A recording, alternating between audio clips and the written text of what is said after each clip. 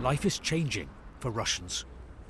Sanctions are making their country look very different. At McDonald's, final orders.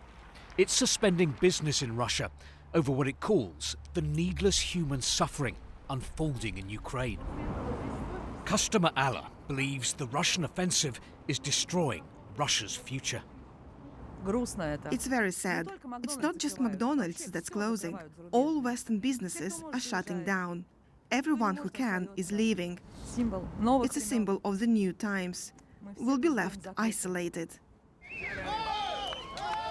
Back in the USSR, happier times, when McDonald's opened up here. The fast food was slow, but only because of the huge crowds of customers. It felt then as if Russia was getting an appetite for good relations with the West.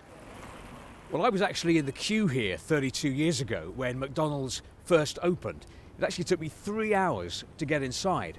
And I can remember the excitement in the crowd. Because for Muscovites, this place was a symbol. It was a symbol of Russia opening up to the world. A symbol of East embracing West. But it feels now that that's all gone. And instead, Russia's increasingly isolated. International brands are vanishing from Moscow's shopping centres. But Russians have less money to spend here anyway. Sanctions have caused the value of the ruble to plunge.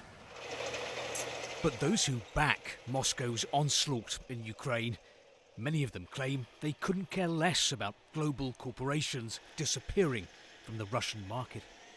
The era of post-Soviet colonization by the West started with the arriving of McDonald's to Russia.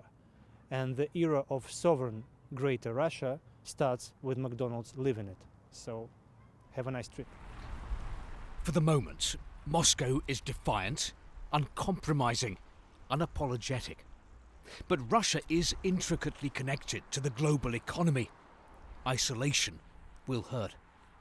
Steve Rosenberg, BBC News, Moscow.